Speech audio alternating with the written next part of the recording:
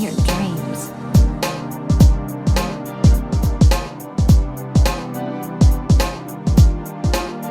Hey, what's up guys? Welcome back to another Genshin Impact video, and today I'm just going to be talking about Hutao, that's it. By the way, if you happen to like this video, leave a like and subscribe. As of right now, Hutao's rerun banner with Yelan is one of the highest selling banners in Genshin Impact. That is because Hutao is a fantastic character paired with another fantastic character, Yelan. Hutao right now is probably one of the best Pyro DPS characters in the game. Before her initial release, she was probably one of the most hyped up characters in the game because a lot of people in the community would constantly ask, where is Hutao? The community knew about Hutao through the voice lines, and I think people had an idea on what type of character she would be like. Keep in mind that this was before drip marketing was a thing, so you had to rely on leaks in order to get an idea of what the next character would do and what the next character would look like.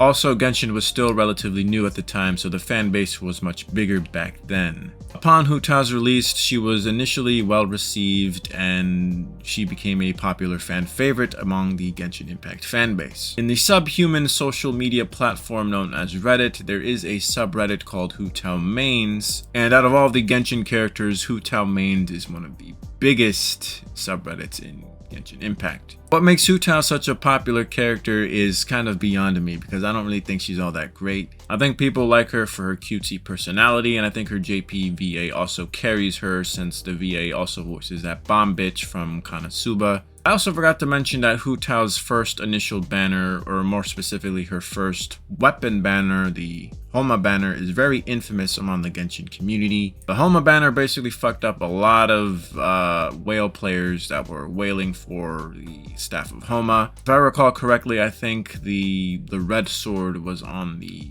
banner along with Homa. Wolf's Gravestone, I think a lot of people ended up with a ton of Wolf's Gravestone instead of one copy of Homa. Keep in mind that this was way back in the day, so we didn't have an optimized weapon banner yet. You can say that we ended up with the optimized weapon banner thanks to the staff of Homa banner. Anyways, Hutao's rerun banner does have one of the most highest sells in the game thanks to her personality, and meta-wise, she is very good. Hutao is one of the best vaporized damage dealers in the game. Hutao's playstyle is a high risk, high reward, as you basically have to lower her HP in order for her to deal more damage. Her elemental skill lowers her HP and it infuses her with pyro. Also, when she charge attacks, she deals more damage. There is an optimized combo that you can play with her at C0. You basically charge attack and hit the space bar in order to cancel, in order to, well, consume your stamina and deal more damage. Hutao's elemental burst does have a small AoE, and it basically also restores her health. So you don't have to always rely on a healer in order for her to have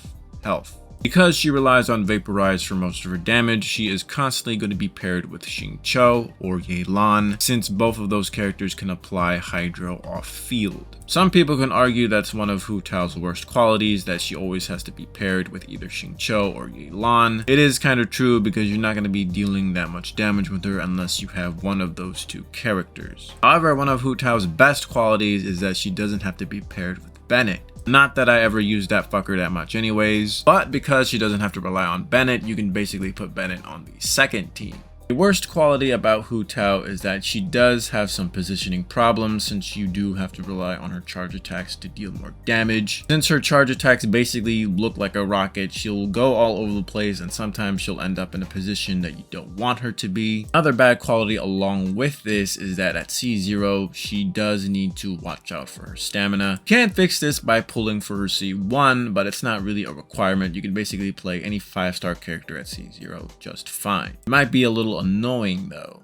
Upon Hutao's release, she basically power creeped 2 characters, Diluc and Klee. And I say power creep loosely because this is a single player game. Diluc is still great, Hutao just performs better, she has just higher numbers. Diluc is a standard character, so he was gonna get power crept anyway because you can basically get him at any time if you're lucky or unlucky. Standard characters are just there to fuck you over and to dilute the summoning pool.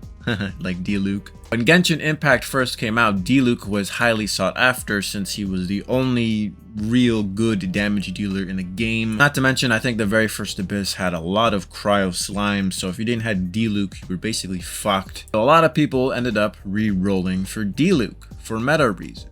I can understand re-rolling for waifus or husbando reasons because you want them, but I don't think re-rolling for meta is that much of a good idea because you're going to be spending so much time doing it, and by the time that character gets power crept, you're basically just going to be benching that character, so all that time you spent re-rolling was kind of for nothing. You might as well just started the game off with whatever you have and just saved for whoever was meta, but that's just what I think. Lee is an interesting character that got power crept. Upon her release, her banner did make bank. I think it made just as much as Venti's first initial banner. I think maybe even a little more. She was the second limited character in the game, so it made sense that her banner made a lot of bank. People liked Klee for her cutesy personality. However, unlike Hutao's first initial banner, Klee's first initial banner did make quite a few people unhappy. That is mostly because Klee's playstyle is a little clunky. Catalyst characters in general just tend to be clunky, and because of Klee's slow playstyle, a lot of people would rather prefer Hutao's a little faster, high risk, high reward playstyle. Not to mention Hutao just had the numbers as well.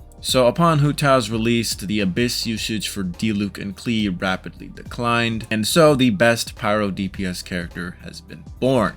Now, as much as I love shit talking about Hutao, I will admit that she is a pretty fantastic character, meta-wise and even personality-wise as well. When she was first announced and released, I actually liked her design. I think the all-black aesthetics looked really good on her. So I did pull for her Z0, and to this day, I still have her at Z0. When she was first released, I played her for quite a long time, and eventually I replaced her with Yoimiya because I just liked Yoimiya's playstyle more. That's basically it. Hutao, very good character. If you want her, get her. Pretty interesting history. That's my, that's my initial thoughts about Hutao. Let me know what you guys think about Hutao in the comment section below, and I'll see you guys later.